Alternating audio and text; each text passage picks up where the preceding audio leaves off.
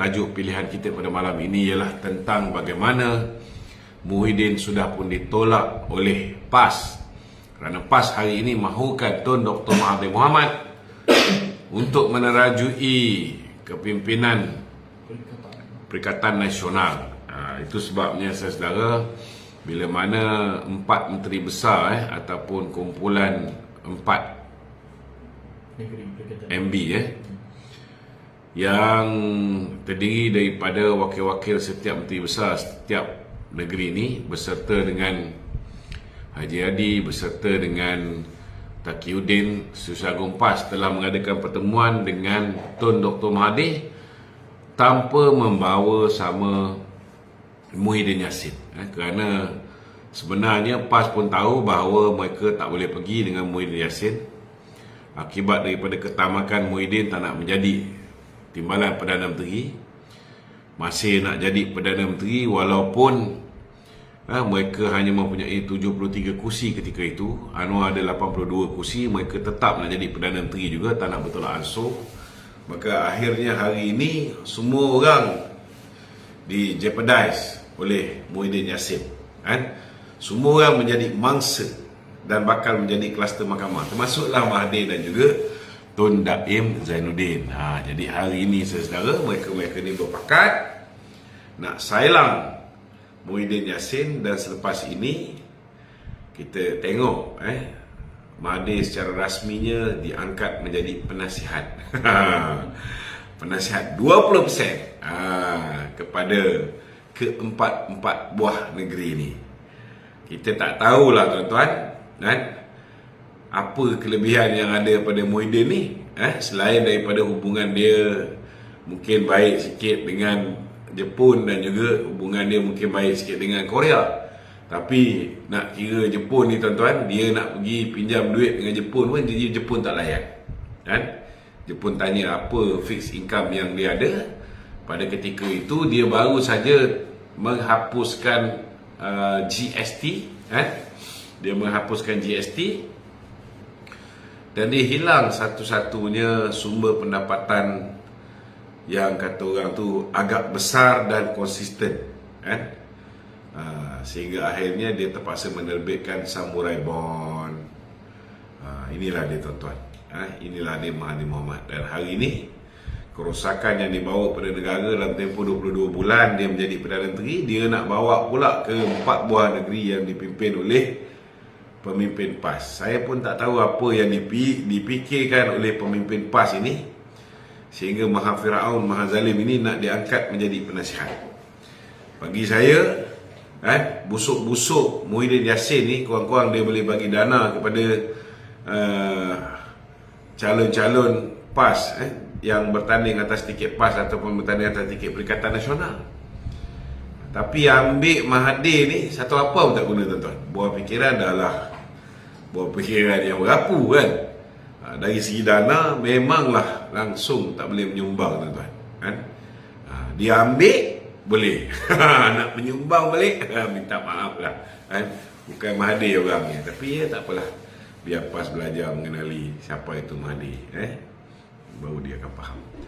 Okey tuan-tuan, bagi yang ada soalan boleh ajukan soalan anda di talian 019 481 9495, 019 481 9495. Bagi yang tertanya-tanya, ada yang dulu mengikuti grup komuniti WhatsApp di setiap kawasan parlimen, sekarang ni kita punya WhatsApp tu telah disabotaj. Saya dah wujudkan WhatsApp baru untuk setiap negeri. Bolehlah buka di Facebook page saya, Luqman Nur Adam Official, ada link-link dia. Lepas ni pun saya akan post lagi sekali. Minta Araf tolong postkan. Dan tolonglah panjangkan kepada seberapa ramai yang mungkin supaya orang tahu tuan-tuan grup ni, supaya tuan-tuan bila mana kita post sesuatu video pendek ke video panjang ke ataupun bahan-bahan penting untuk tuan-tuan salurkan ke akaun B, tuan-tuan akan dapat, orang yang pertama akan dapat, sebab saya akan hantar direct kepada tuan-tuan. Minta tolong join community WhatsApp ni. Jadi kita serahkan kepada studio. Silakan. Okey, sihat tu Sihat lah, cuma letih sikit. Letih sikit. Okey, baik. Berkenaan dengan Mahathir lagi tu kita nampak Menteri Besar setiap negeri Perikatan Nasional ni adalah daripada PAS. Tiada orang bersatu tu kan. Dan bila mana dia melantik Mahathir yang di luar daripada parti PAS atau Perikatan Nasional, parti PAS atau Bersatu ni, apa komen tu? Maknanya dia dilantik orang luar ni sebagai penasihat Pak Negeri. Kenapa dia tak lantik daripada Bersatu? Itulah maknanya mereka sudah tidak yakin dengan Muhyiddin Yassin. Muhyiddin Yassin meletakkan kepentingan dia mengatasi kemaslahatan rakyat, pertama sekali mengatasi kepentingan orang Melayu, mengatasi kepentingan orang Islam. Kalau dia utamakan Islam dengan Melayu lebih daripada kepentingan dia untuk menjadi Perdana Menteri, dia patut terima kerjasama dengan Pakatan Harapan. Kita akan ada 103 orang ahli parlimen Melayu Islam dan hanya 53 bukan Islam. Maknanya orang Melayu Islam akan jadi 2/3 daripada jumlah ahli parlimen yang membentuk kerajaan. Tapi dia tak ada, jiwa Melayu, jiwa Islam tu tak ada. Setakat baca doa tu tidak menggambarkan dia tu Islam. Dia abah je lah.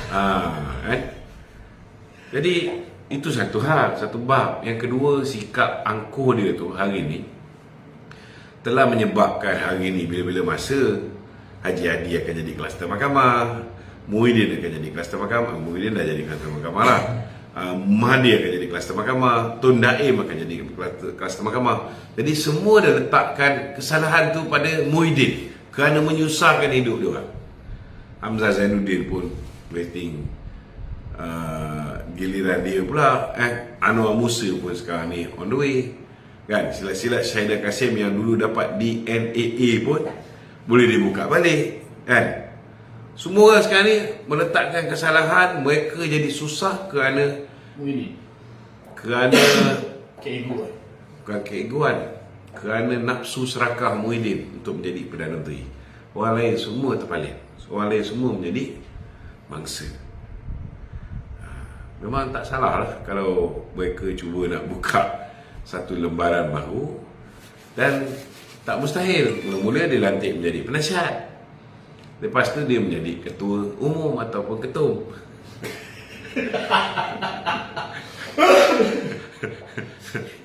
Ketua umum Tapi adakah dengan mengenepikan Mahathir itu kan, mengenepikan Muhyiddin ni kan, tak ke nampak yang seperti pergolakan dalaman ni terlalu besar ni? Nampak macam Hamzah pun dah umur nak bertanding presiden dan sebagainya. Itulah, orang dalam Bersatu sendiri pun dah nampak bahawa Muhyiddin ni liability. Beban. Begitu juga orang dalam Perikatan Nasional. Mereka dah hilang hormat pada Muhyiddin. Kalau mereka masih menghormati Muhyiddin, mereka tak boleh buat perjumpaan sulit tanpa Muhyiddin bersama. Betul tak? Tak hormat kepimpinan. Haji Hadi bukan menteri besar. Kenapa dia nak menghadiri mesyuarat tu? Saat ni Taqiyuddin pun bukan menteri besar, dia Setiausaha Agung. Kenapa dia menghadiri mesyuarat menteri-menteri besar bersama Mahathir? Betul tak? Kalaulah Haji Hadi boleh datang, Taqiyuddin boleh datang, kenapa Muhyiddin tak boleh datang? Jangan lupa, kerajaan-kerajaan PAS ni semua bertanding, ada yang menggunakan lambang Perikatan Nasional. So dia tak umpama. Tak sedar lagi, tak tahu lah. Kalau aku jadi Muhyiddin, aku letak jawatan, orang tak umpama aku. Ke Bersatu ni yang liability dalam Perikatan Nasional? Satu ke Muhyiddin ke, semua sama liability. Okey, beralih kepada soalan lain yang lebih mengancam. Bagilah soalan panas sikit. Okey, suasana dah sejuk ni. Mahathir lagi tu. Ada dengar berita berkenaan dengan skandal Mahathir di Taiwan. Oh, skandal Mahathir di Taiwan 830 bilion. Banyak tu kan. Tapi dekat Taiwan kan, daripada 1984 sampai 2021 dikumpul. benda ni bukan cerita baru lah, cerita lama. Oh, sebenarnya cerita lama? Cerita lama. Dah lama kita tahu tentang benda ni, black money ni, tapi tak pernah ada orang yang berjaya membuktikannya. Tapi hari ni media-media Taiwan semua dah melaporkan. So kita haraplah kerajaan Malaysia ni dah boleh buka kertas siasatan lah, menyiasat betul ke tentang duit-duit Mahathir di Taiwan ni, kan? Sepatutnya hari ni sudah ada pendedahan tentang perkara ni. Saya tak fikir benda ni sekadar kabar angin, ataupun propaganda. Apa faedah media-media di Taiwan mengeluarkan cerita tentang Mahathir ni? Adakah mereka ni semua geng-geng Pakatan Harapan ataupun Barisan Nasional? Tak mungkin lah. Tapi tu kan, kalau kata Mahathir mesti tahu benda ni, tapi kenapa dia tak menafikan? Adakah ianya benar berlaku? Kalau dia tak menafikan, maknanya benar lah. Sampai berita Taiwan. Ada kita dengar dia saman media-media ni? Tak ada. Betul lah? Belum ada. Maknanya adalah benda dia sembunyikan tu. Kita tunggu juga. Sampai saya macam bila Datuk Seri Anwar cakap bahawa Perikatan Nasional mendapat duit judi untuk pilihan raya mereka, dana pilihan raya. Ada kita tengok Fadli Syahri ke saman Datuk Seri Anwar ke, ataupun Haji Adi saman Datuk Seri Anwar ke, ataupun Muhyiddin saman Datuk Seri Anwar? Tak ada kan? Maknanya apa? Benda berlaku lah.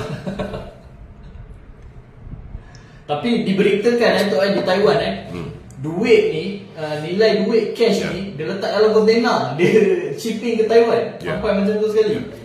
Ui, dahsyat. Tapi tak ada yang duit 500, ada yang duit 1000. Okey Tok, tak apa, itu kita ketepikan dulu kita nak tanya Tok berkenaan dengan Himpunan Aman, di mana himpunan ni jangan sebut Himpunan Aman, boleh? Buat pun 16 September mencemar kesucian Hari Malaysia, kan? Dan perhimpunan ini pun dianjurkan oleh buruk-buruk Mak yang kecewa, kan? Bukan manusia ni. Dan tak pernah penganjur sendiri boykot majlis yang diorang anjurkan. Tak datang kan? Penganjur tak datang. Cuba kau bayangkan, Pemuda PAS, Pemuda Bersatu, dia yang menganjurkan program ni. Dia orang pun boykot, tak datang. Last kali walaun Anwar Musa je yang turun. Siapa tu? Tuan Faisal. Badi gosok on. Tuan Faisal.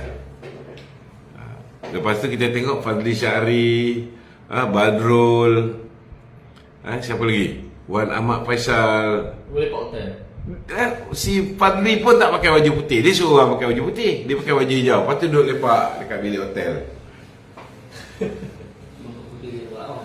Aku pun tak cakap apa dengan geng-geng PAS ni. Selalu sangat diperbodohkan, kan? Cukup le. Jangan asyik cukup jumlah, kan? Cukup lah kena bodoh dengan puak-puak ni. Sampai bila korang ni nak kena game je, kan? Yang senang dia orang. Lepas tu Tok Faizal ni, dia menegaskan bakal ada himpunan susulan jika tiada tindakan terhadap Zahid Hamidi. Kalau boleh buatlah perhimpunan depan pejabat aku sekali. Buatlah perhimpunan kat Tandas Awam. Buatlah perhimpunan kat mana pun.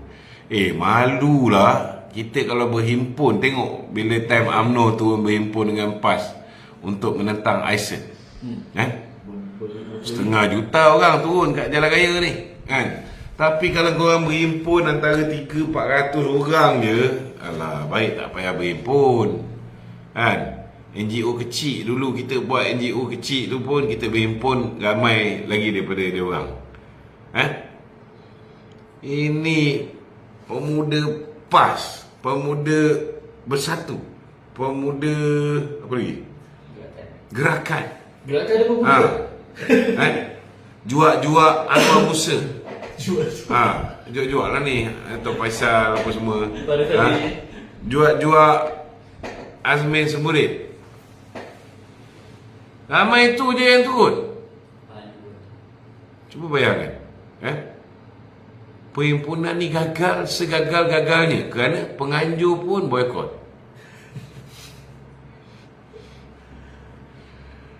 Okey. Tapi tu, saya punya pandangan lah. Ya, kenapa? Bila apa mana pandangan kau ni? Bila mana kita kan menuntut untuk mendakwa Zahid, umpama kita ni tak mempercayai keputusan Peguam Negara dan juga Badan Kehakiman itu. Dia bukan masalah tidak mempercayai. Okey. Hari ini saya minta semua rakyat Malaysia yang sayangkan keamanan, kita buat laporan polis, pertama ke atas Cikgu Bat, kedua ke atas Tun Faisal, ketiga ke atas Wan Ahmad Faisal, Mak Jagon. Sama jugalah, buat jugalah sekali kepada Fadli Syahri, Razali Idris, siapa lagi? Rafiq Rashid Ali yang menganjurkan perhimpunan ini. Perhimpunan ini ialah kerana Datuk Seri Zahid telah didapati dilepaskan tanpa dibebaskan oleh Jabatan Peguam Negara. Jadi apa yang mereka buat ini tuan-tuan ialah satu kesalahan di bawah Seksyen 3A Akta Hasutan. Kerana beliau, mereka-mereka ni menghasut rakyat supaya membenci sistem keadilan jenayah kita, iaitu Jabatan Peguam Negara. Ini satu kesalahan di bawah Akta Hasutan. Dia bukannya dia menghasut rakyat membenci Datuk Zahid, tidak. Yang diorang pertikaikan ini ialah kerana Peguam Negara yang lama, iaitu Idrus Harun, telah melepaskan dan menghentikan pendakwaan ke atas Datuk Zahid. Ini keputusan Jabatan Peguam Negara. So tindakan mereka ini ialah satu kesalahan di bawah Seksyen 3 dalam kurungan A Akta Hasutan, kerana mereka menghasut rakyat supaya membenci Jabatan Peguam Negara. Ini jelas, very strong case. Tak payahlah pihak polis nak menunggu saya buat laporan polis. Jangan bazir masa polis sendiri boleh buat laporan polis. Sebab dulu masa saya kena angkut dengan pihak polis ini semua, kebanyakan tidak ada orang buat laporan. Pihak polis ni buat laporan. Saya minta Jabatan Siasatan Jenayah terkelas yang pakar dalam urusan ini, tolong buat laporan polis ke atas mereka-mereka yang terlibat menganjur ini di bawah Seksyen 3A Akta Hasutan. Kerana dia menghasut rakyat membenci Jabatan Peguam Negara. Simple. Lepas tu dia orang nak buat lagi, nak buat kat Bagan Datuk, buat kat Pematang Pau, silakan. Buatlah sekali kat Tambun. Buatlah. Sebab sekarang ni mereka dah tak ada modal. Kalau mereka tak buat benda ni, paymaster dia orang ni takkan menyumbang lagi kepada mereka ni. Dulu dia orang dapat sumbangan sampai ke tahap pilihan raya negeri di 6 buah negeri. Lepas habis pilihan raya tu, takkan boleh dia nak keluar duit lagi. Takkan Hamzah Zainuddin nak keluar duit lagi. Takkan H2O nak keluar duit lagi. Takkan geng-geng yang lain ni nak keluar duit lagi. Betul tak? Maka terberhenti ke tahap tu. Tapi yang lain ni masih nak hidup, perlu cek makan. Siapa nak jaga Raja Petra? Siapa nak jaga Regi Jesse? Betul tak? Jadi mesti diteruskan kerja-kerja menghasut rakyat, kerja-kerja cubaan untuk menjatuhkan kerajaan. Walaupun kerajaan ni insya-Allah lah, saya bagi jaminan, insya-Allah, insya-Allah kerajaan ni akan kekal. Tapi dia kena beritahu dekat rakyat bahawa kerajaan ni takkan kekal, kerajaan ni tak lama. Maka segala benda yang dia boleh buat untuk menghasut rakyat, mereka akan buat. Macam kita beritahu, mereka mainkan isu harga barang, mereka mainkan isu harga bawang, mereka mainkan isu harga cili, mereka mainkan isu harga gula, mereka mainkan isu harga beras. Kalau dia tak buat benda ni, mereka akan jadi tidak relevan. Okey. Okey. Soalan ni berkenaan dengan Islam Melayu terancam tu. Ada apa lagi yang Islam nak terancam? Tapi ini bukannya berlaku di negeri Perkataan Harapan atau Barisan Nasional. Ini berlaku di negeri Kelantan. Oh, tu. negeri Kelantan, Darul Naim Al-Musangking.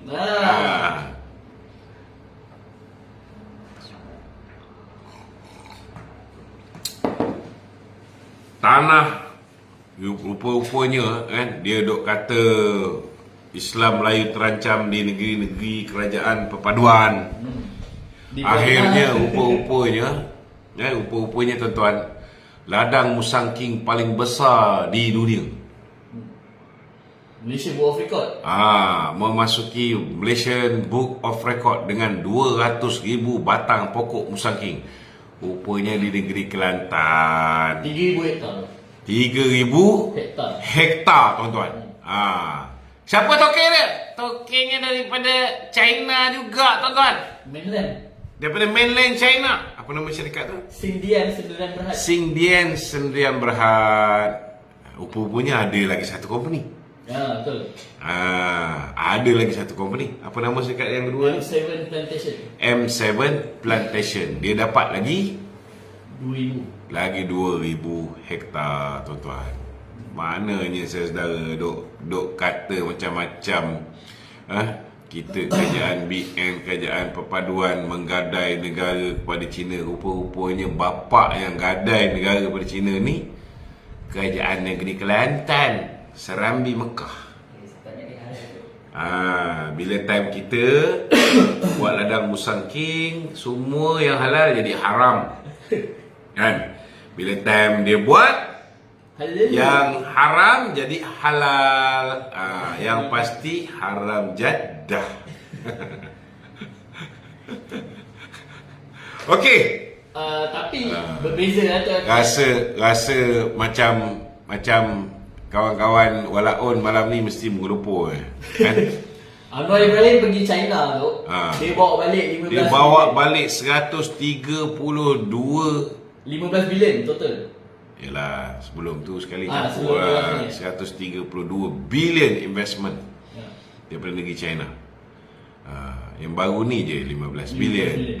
Kita baru pergi sekejap. Sampai pun pukul 3 lebih pagi. Tak ada tanah yang tergadai. Tak ada tanah yang tergadai kan. Tapi macam-macam orang fitnah PM kita. Okey. Ada ni orang nak naik TikTok. Dia kalau dia nak tanya. Ada orang nak naik TikTok. Ada request.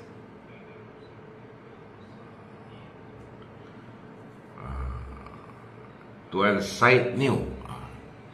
Sarip Dul. Ada Sarip Dul juga. Gangster kampung dusun.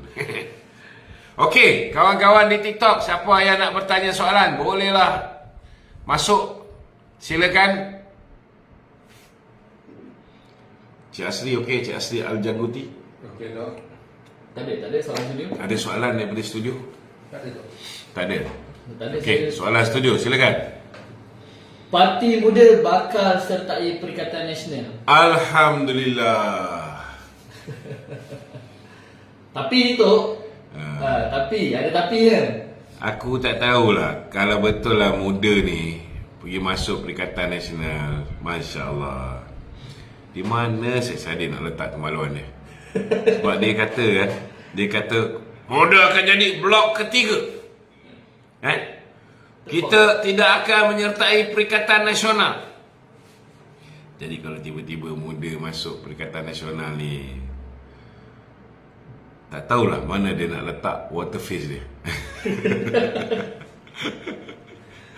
Okey, ada satu. Ada orang. Ada.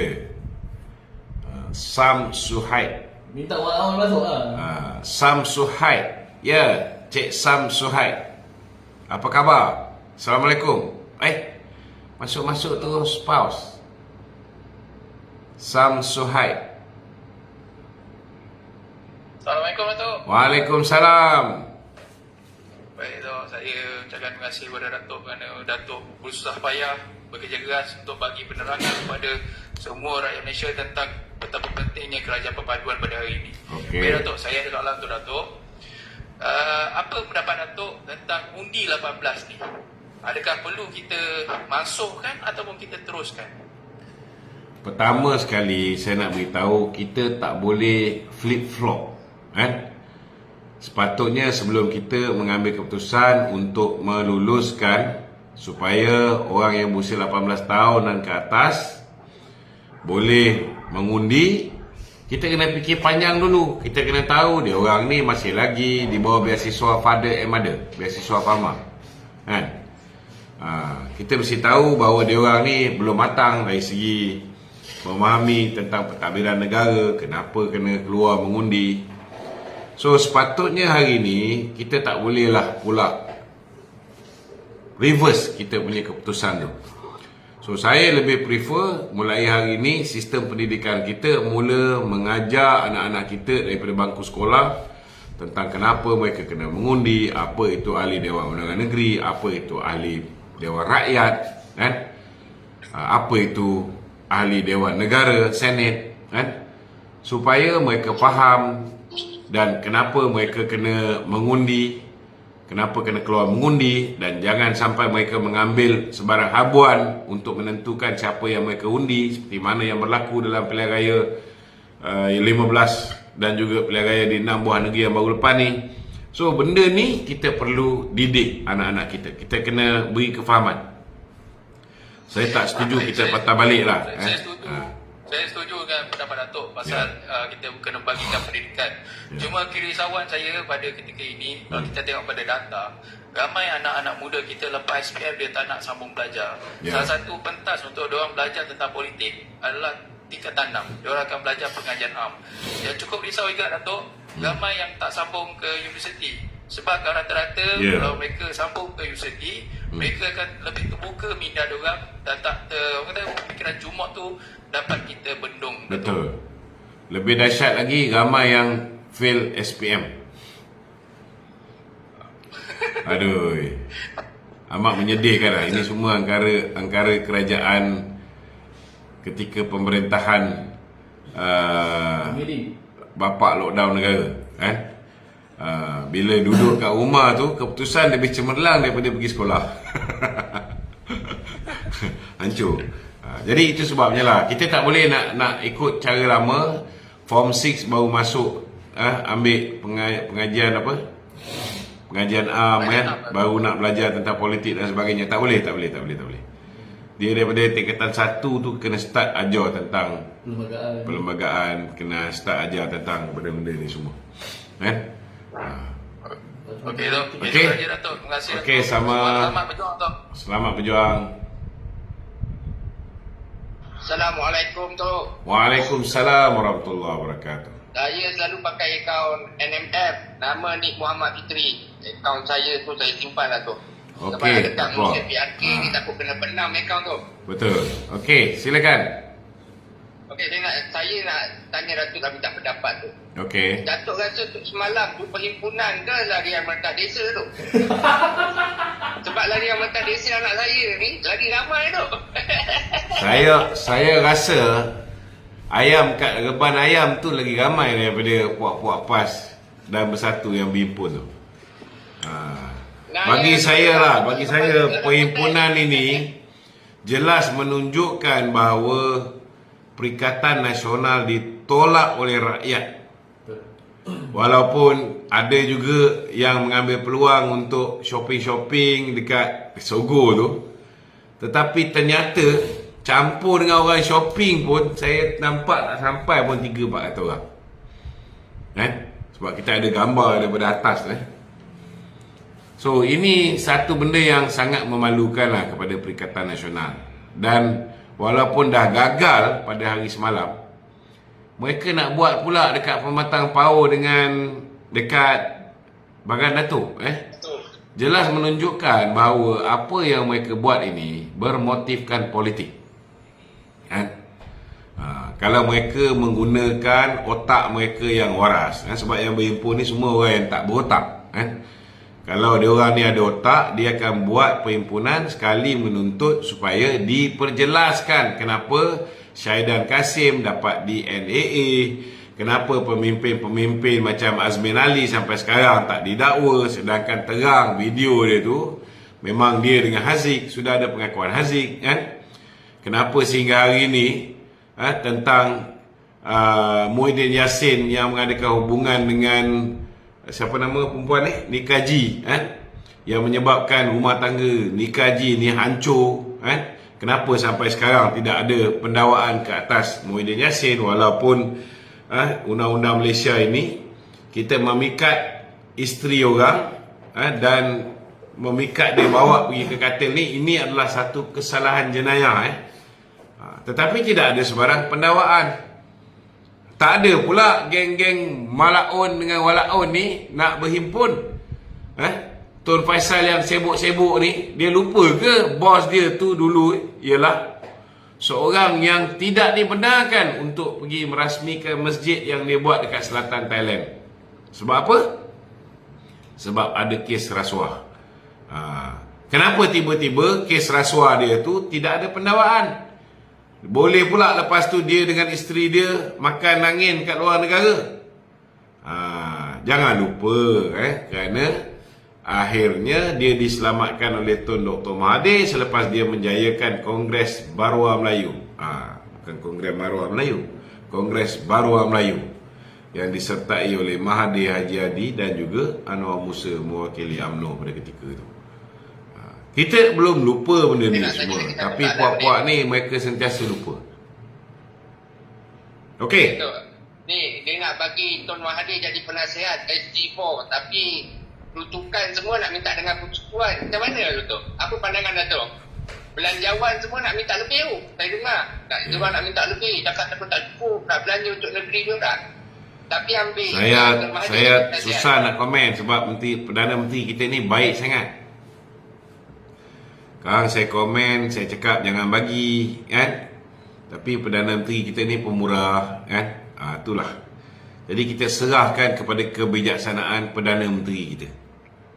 Saya harap janganlah beliau membiarkan diri beliau ni dibuli berterusan. Siapa yang nak ikut kata, kita bantu. Siapa yang tak dengar kata, kita tak bantu. Saya ambil contohlah Ismail Sabri dulu. Dia pun pernah bagi peruntukan kepada pembangkang. Tetapi apa yang pembangkang buat? Pembangkang menandatangani CSA dengan kerajaan Malaysia. Datuk Seri Anwar tanda tangan, Lim Guan Eng tanda tangan, Mat Sabu tanda tangan. Mereka tanda tangan menyokong kerajaan Ismail Sabri dan berjanji akan menyokong usul-usul yang dibawa oleh kerajaan. Jadi kalaupun Datuk Seri Anwar nak bagi juga peruntukan kepada mereka-mereka ni, saya harap mereka-mereka ni kena buat benda yang sama, menyokong kerajaan ini supaya kita ada kestabilan pada negara kita dan kerja-kerja menjaga kepentingan rakyat ni dapat diteruskan, insya-Allah. Okey. Terima kasih. Assalamualaikum. Waalaikumsalam warahmatullahi. Ada lagi yang nak bertanya soalan? Silakan. Okey, soalan setuju. Okey tu, PRK Pelangai ni tu. Ya. Bakal ada pertembungan dua parti, gabungan parti orang Melayu ni tu. Mungkin ada saingan sengit ni, mungkin tu nak komen sikit. Saya rasa Pelangai ni memang satu saingan yang sengit kerana kita ada lebih kurang 52% Melayu lebih banyak daripada Pulai dan lebih banyak daripada Simpang Jeram. Dan kita pun tahu kawan-kawan kita bukan Melayu ni kalau pilihan raya negeri lihat sikit nak keluar mengundi. Jadi ini satu cabaran yang besar kepada Barisan Nasional dan juga cabaran besar kepada Pakatan Harapan untuk menurunkan seberapa ramai mungkin penyokong-penyokong Barisan Nasional dan Pakatan Harapan untuk keluar mengundi calon BN di Pelangai. Kita harap dapatlah buat benda ni. Okey? Tapi kalau ikutkan, ada kata-kata atau orang-orang mengatakan orang Melayu ni dah hilang percayaan kepada Barisan Nasional dan juga UMNO tu. Itu dia orang yang cakap. Kalau misalnya orang Melayu totally hilang kepercayaan dan sokongan terhadap UMNO dan Barisan Nasional ataupun Pakatan Harapan, kita tengok di Pulai 45% je bukan Melayu yang keluar mengundi. Tapi kita menang. Kita menang di Pulai. Sama juga dengan Simpan Jeram, kita menang di Simpan Jeram. So tak ada masalah. Okey. Ada yang nak naik ke? Tuan Syed. Assalamualaikum tu. Waalaikumsalam. Ya. SD 115. Ini SD Muhyiddin ke ni? Bukan tu. Saya saja bakar tu SD 115. Dah cukup jumlah dah ni kira ya. Jadi saya sampai bila-bila saya akan pergi SD 115. Oh, betul. Tapi saya tengok muka awak ni ada macam muka Syarif Dol lah. Gangster Ampol Musun. Syarif Dol yang dulu. Saya turun kejap tu, jadi tu invite dia balik tu. Saya tak tahu, gelap lah skrin saya ni. Okey. Okay, Tok, saya nak tanya soalan boleh Tok? Saya jumpa yang ambil gambar dengan Datuk dekat Pulai tu. Ingat tak? Masa pencalonan tu Tok. Okey. Masa sebelah dengan Datuk Sani. Okey. Okey Tok, saya nak tanya soalan ni yang tentang, saya baru baca semalam ke tadi siang. Okey, yang mana PM melantik Tun sebagai defector untuk 4 buah negeri.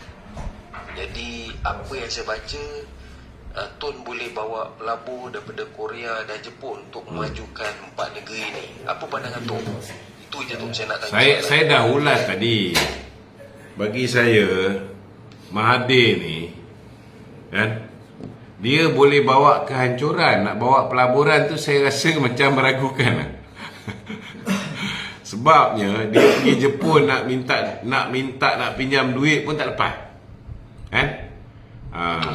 Dia nak pinjam duit kat Jepun pun Jepun tanya dia balik, kan? You nak bayar balik pakai apa? Do you have any fixed income? Masa tu dia baru je hapuskan GST. So dia tak dapat pinjaman daripada Jepun. Tapi lepas tu dia bagi anugerah lah macam-macam dekat puak-puak Jepun ni, kan? Puak Jepun pun bagi anugerah kat dia. Kemudian dia terbitkan Samurai Bond. Itu semua benda-benda yang menyusahkan kita. Last kali kita kena cover balik.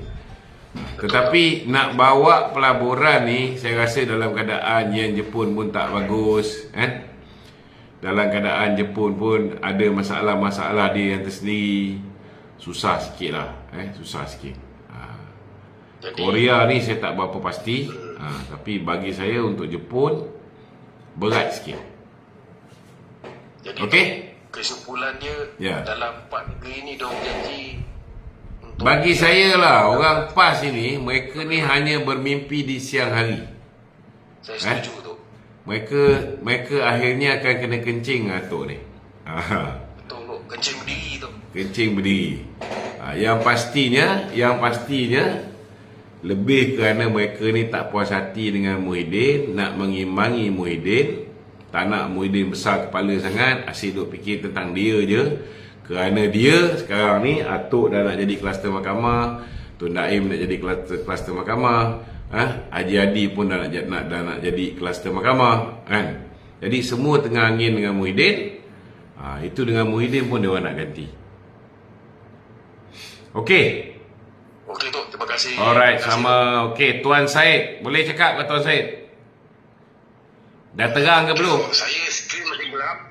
Skrin masih gelap, tapi tak apa tu. Saya cakap je. Okey. Satu je tu, macam yang Tok mula tadi, saya nak beritahu macam saya punya perasaan tu.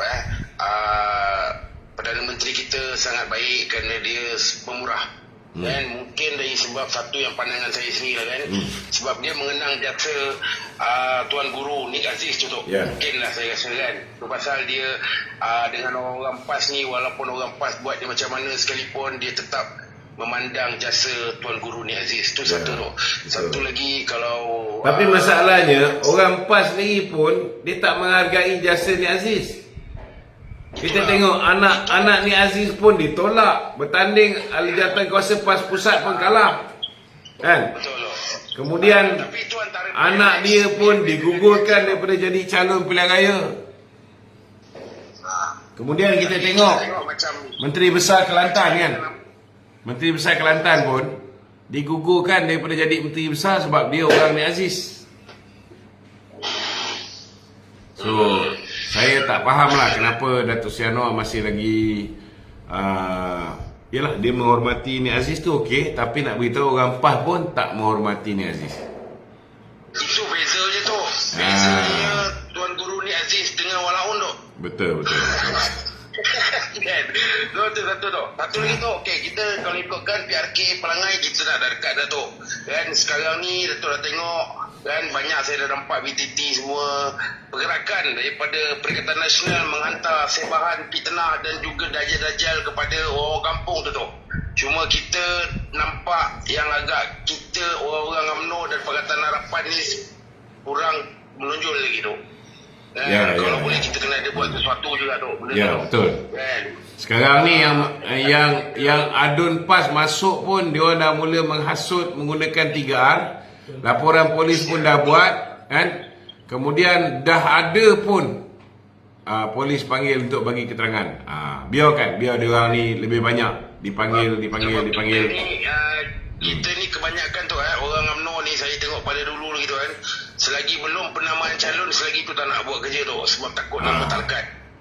Kalau boleh kita dah kena buang prinsip macam tu. Betul. Yang mana rasa nak membantu ni kita dah. Tapi saya nak beritahu Yang Amat Berhormat Menteri Besar Pahang sudah pun buat retreat untuk semua jentera Barisan Nasional di Pelangai. Dia dah buat perjumpaan dengan ahli jawatan kuasa bahagian. Dia dah buat perjumpaan dengan ketua-ketua cawangan semua sekali seluruh bentung bukan setakat di Pelangai je.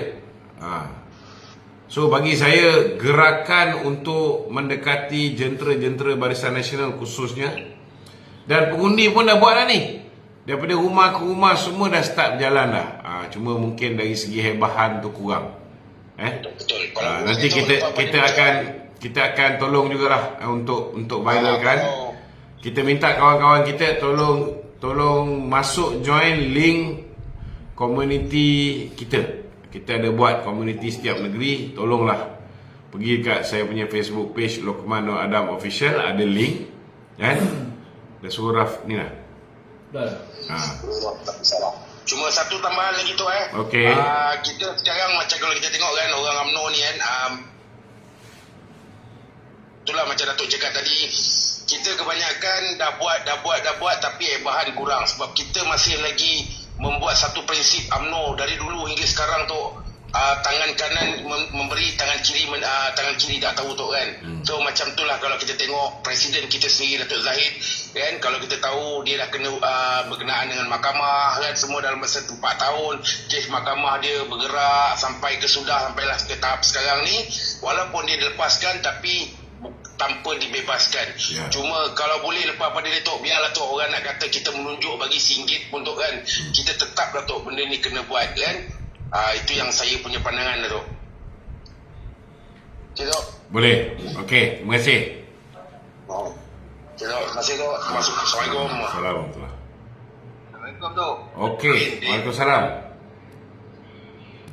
Dok, saya ni rasa Dok tak boleh plain lah Dok. Pasal apa Walaun ni nak yang Zahid Hamidi, kita punya presiden ni Dok, dia nak dimasukkan penjara tu. Tu yang saya tak boleh plain. Boleh Datuk Dia jawapan dia mudah.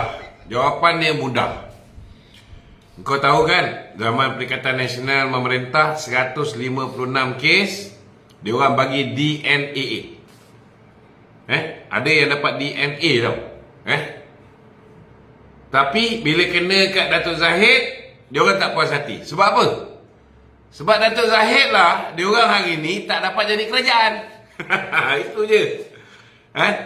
Cuba kalau ketika itu Isyamuddin Tun Hussein menjadi Presiden UMNO, hari ni Muhyiddin dah menjadi Perdana Menteri. Betul tak betul? Kan? Betul.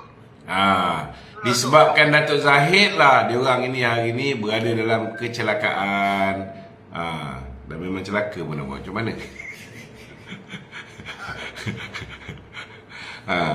hari ini yang menyebabkan diorang tak boleh bentuk kerajaan, hari ini yang menyebabkan diorang ni jadi kluster mahkamah, hari ini yang menyebabkan peruntukan diorang nak jaga kawasan dah tak ada, hari ini yang menyebabkan diorang tak jadi pengurusi JLC, hari ini yang menyebabkan diorang tak jadi menteri. Semuanya kerana Datuk Zahid memilih untuk Barisan Nasional bekerjasama dengan Pakatan Harapan, bukan dengan Perikatan Nasional.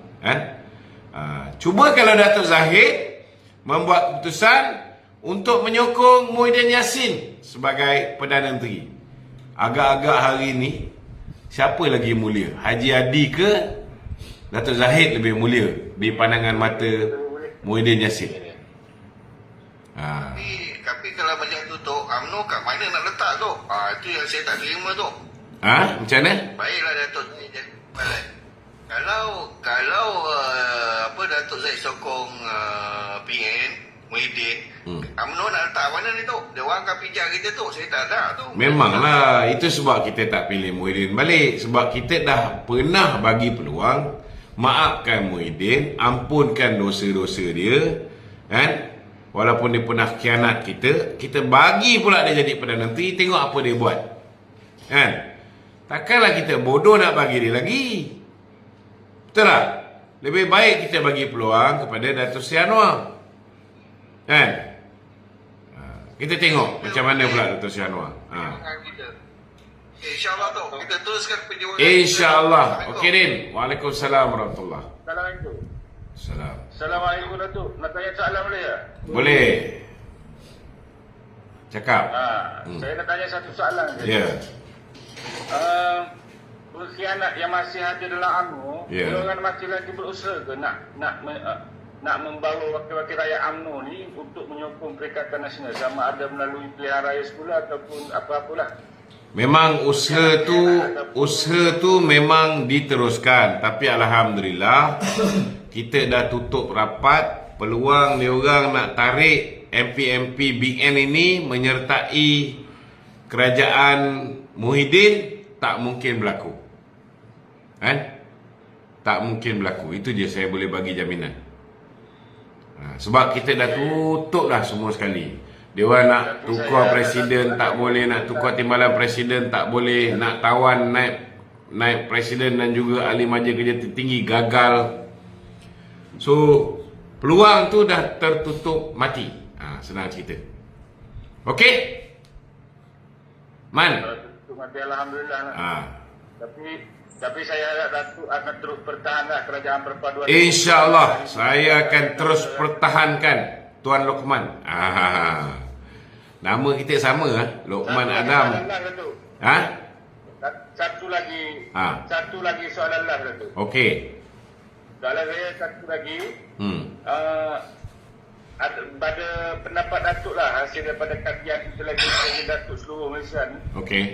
Adakah rakyat sekarang ini merasa ada perubahan di semasa, maknanya dalam pemerintahan selama 8 bulan di bawah Datuk Seri Anwar Ibrahim dan juga Datuk Seri Zahid Hamid, keselesaan rakyat tu? Saya rasa belum lagi, bak kata orang tu, dirasai sepenuhnya. Kita tahu bahawa bila Datuk Seri Anwar ambil alih, kita berhadapan dengan keadaan 1.5 trilion hutang negara. Berbanding dengan zaman Datuk Seri Najib letak jawatan dulu, ketika itu kita punya hutang negara baru 686.8 bilion.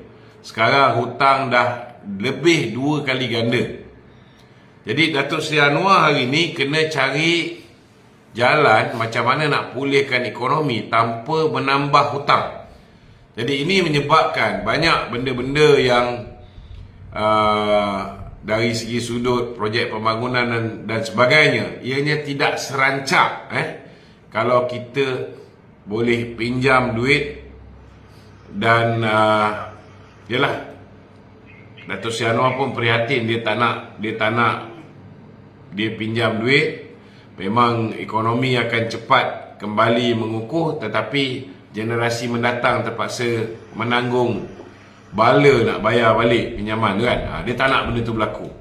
So dia Assalamualaikum. dia sedang mencuba melalui pelbagai cara lain daripada mengambil pinjaman. Dia cuba bawa masuk foreign direct investment.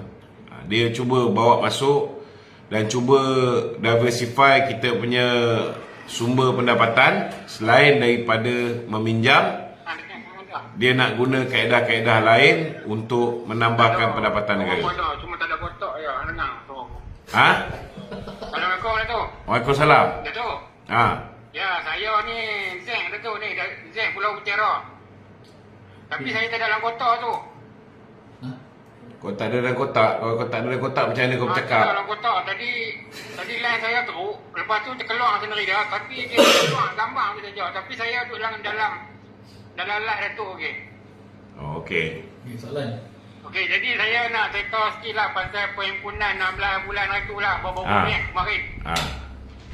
Jadi dalam kes yang 16 bulan tu, tapi masa 40 kes tu, yang zaman Perikatan Nasional tu, masa dia gugur kes Zahid tu, sebab apa dia buat perhimpunan tu? Sebab betul. Apa bila kes kita tukar kerajaan lah ni, bila kita lepas tanpa dibebaskan kes Zahid, mereka nak buat perhimpunan lah, mereka kata kerajaan ni tak betul lah tu. Betul. Apa pendapat tu? Saya dah bagi pendapat. Saya beritahu bahawa perhimpunan ini adalah perhimpunan puak-puak kecewa. Yang kecewa kerana musuh politik mereka dibebaskan. Kalau musuh politik mereka ni dipenjarakan, baru dia orang akan gembira. Ini semua orang yang tak ada otak. Itu yang saya nak beritahu. Kalau dia orang ni ada otak, dia akan tahu bahawa hari ini akibat daripada kebocoran dokumen-dokumen yang mengesahkan bahawa 7 DPP dan juga 5 IO sendiri mencadangkan supaya tidak didakwa Dato' Zahid ni kerana tak ada asas pun nak dakwa, tak ada bukti langsung. Sepatutnya tak ada pendakwaan, benda dah bocor kan. Jadi tindakan Peguam Negara tu dah tepat dah, tak meneruskan pendakwaan, maknanya diberhentikan, siasat balik kan. Kumpulkan balik bukti-bukti. Kalau ada bukti yang kukuh, barulah didakwa semula. Tetapi jangan lupa, ada satu lagi kebocoran. Bila mana bekas Peguam Negara sendiri, Tommy Thomas, dalam buku dia, Justice in Wilderness, dia pun mengaku bahawa ada arahan pihak eksekutif. Ada arahan Mahathir untuk dia melakukan pendakwaan terpilih, berniat jahat dan bermotifkan politik kepada pemimpin-pemimpin UMNO. Dan kemudian ada satu lagi bukti, iaitu pasukan petugas khas dah siasat dah. Dan pasukan petugas khas mencadangkan bahawa Tommy Thomas telah melakukan 17 kesalahan, patut didakwa kerana menghasut, patut didakwa kerana tidak profesional, patut didakwa kerana salah guna kuasa, macam-macam. Sepatutnya kalau orang-orang yang berhimpun tu ada otak, dia orang akan tahu bahawa Peguam Negara membetulkan kesilapan Peguam Negara sebelum dia. Tapi pasal dia orang ni brainless, brainless political animal, jadi nothing much that we can expect from this kind of people. Itu je lah senang cerita. Kita ulas panjang manusia macam Fazli Syari, macam Mak Jagon, yang dia orang sendiri pun tak datang perhimpunan yang dia orang anjur. Buat apa? Datuk, satu lagi soalan berkaitan dengan pembentangan kajian separuh penggal RMK 12. Okay. Pada pendapat Datuk, 5 garis dan juga 17 maknanya blueprint lah, 17 perkara ataupun yang digariskan oleh PMX selaku Menteri Keuangan. Pada pendapat Datuk, adakah program-program yang dirancang yang berkaitan dengan upskilling, berkaitan dengan security food, makanan negara dan sebagainya, adakah itu akan memberi kesejahteraan ataupun memberi impak kepada rakyat Malaysia, khususnya golongan yang susah ni, betul, menjelang tahun 2025? Bagi pendapat Datuk lah, saya minta Datuk ulas. Kita dalam kerajaan mana pun, bila mereka memerintah, mereka akan cuba berikan yang terbaik kepada rakyat dia. Cuma dalam masa yang sama, kita harap rakyat juga memberikan kerjasama, membantu kerajaan untuk menyelesaikan masalah-masalah rakyat hari ini.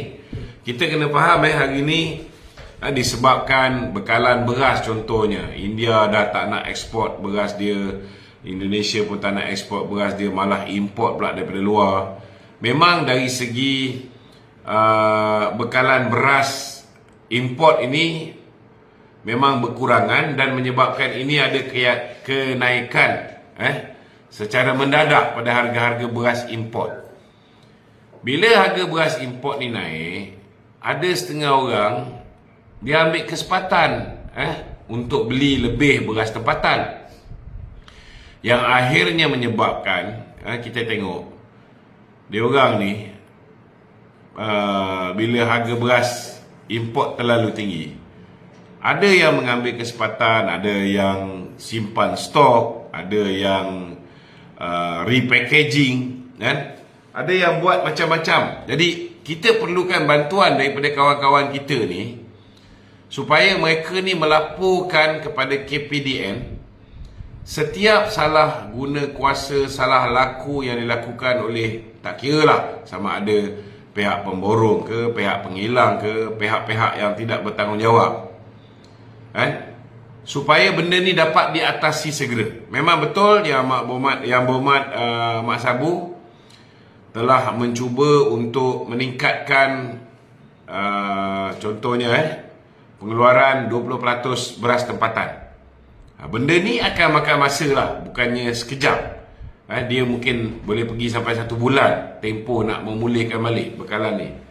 Tetapi kalau misalnya kita dapat maklumat, contohnya ada pihak-pihak tertentu menyembunyikan stok dan sebagainya, kalau ianya dapat dibenteras, proses memulihkan stok ini akan dapat kita segerakan. Jadi memanglah dari segi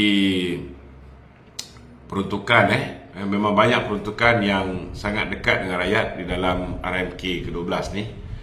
Dari segi food security tadi, dari segi kesihatan dan juga infrastruktur, kita harap rakyat dapat memberikan kepercayaan lah kepada PMX dan juga barisan kabinet ni, kerana they will do their level best untuk pastikan kita punya tahap kehidupan kita akan jadi lebih baik dan bekalan makanan kita, food security kita ni akan berada dalam keadaan yang bak kata orang itu terjamin, terjamin, dan tidak ada lagi masalah-masalah bekalan seperti mana yang sedang berlaku sekarang. Okey, kita ucap terima kasih kepada semua yang terlibat. InsyaAllah kita ke udara balik pada hari esok dan kita boleh. Betul, satu soalan last boleh tak? Dari dia masih Johor, Datuk. Okey, Duan JB, silakan. Saya dari bangsa Johor ni, dari Pasir Gudang, saya ucapkan Okey. kerajaan perpaduan Tuan Rahman. Okey, saya ucap tanya kepada kerajaan perpaduan dapat MOU dari China sebanyak 20 bilion. Ya. Jadi 20-15 seronok juga sebab apa, jadi apa di Johor pun pelaburan pun Q1 tak silap 20 bilion kot. Jadi MB Johor dia target 70 bilion bagi kerajaan negeri Johor lah. Jadi saya bangsa beli muda berharap sangatlah pelaburan kita ni masuk lebih banyak dan lebih segera lah. Apa komen Datuk? InsyaAllah. Saya harap pun begitu juga, bila mereka dah pledge untuk melabur dalam negara kita ni, dia bukan terus duit tu masuk. Jadi kita punya kepimpinan pun kena buat dia punya groundwork untuk pastikan bahawa dana ini dapat masuk segera ke dalam negara kita ni. Sebab bila nak bawa masuk duit ni pun bukan satu perkara yang mudah. Dia ada prosedur-prosedur dia ada SOP dia. Kita harap kerajaan kita dapat mempermudahkan supaya dapat dikembalikan kepada rakyat. Manfaatnya akhirnya dapat dirasai oleh rakyat, dengan peluang pekerjaan dia, dengan pengukuhan nilai ringgitnya, dengan peningkatan pendapatan negara yang akhirnya dapat kita pulangkan banyak kepada rakyat dalam bentuk subsidi dan sebagainya, dan termasuklah bantuan-bantuan juga kalau benda tu menambah pendapatan kepada kerajaan negeri Johor, sudah pastilah kerajaan negeri Johor boleh bagi macam-macam lagi seperti mana sebelum ni. Okey? Alright, terima kasih. Assalamualaikum warahmatullahi wabarakatuh.